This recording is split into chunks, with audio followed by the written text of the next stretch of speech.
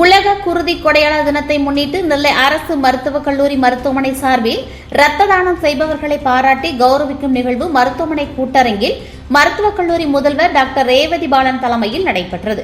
இதில் மாவட்ட ஆட்சியர் சுகுமார் சிறப்பு அழைப்பாளராக கலந்து கொண்டு பேசினார். கடந்த 2024ஆம் ஆண்டில் மட்டும் 11,039 யூனிட்டுகள் ரத்தம் தானமாக பெறப்பட்டுள்ளது. இதேபோன்று 23,352 இரத்த கூறுகளும் சேகரிக்கப்பட்டு சிகிச்சைக்காக பயன்படுத்தப்பட்டுள்ளது.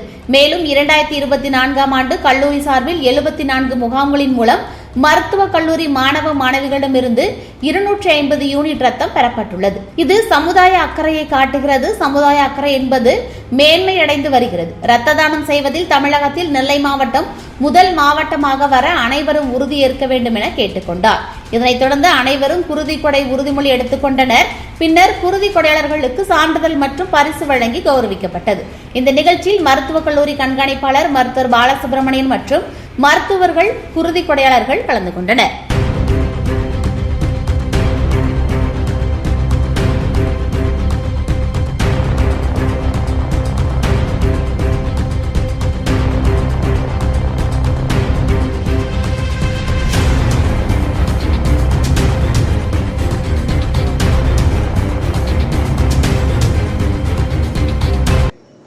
உலக குருதி கொடையாளர் தின உறுதிமொழி.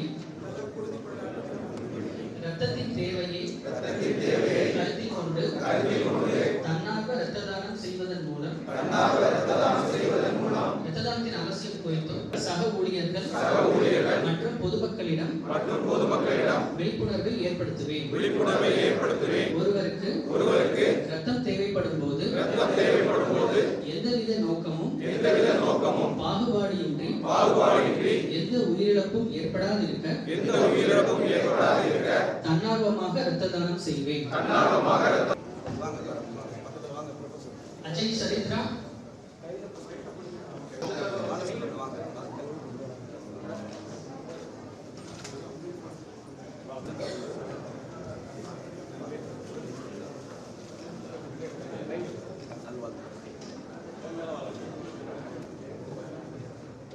அடுத்து முகமது அலி.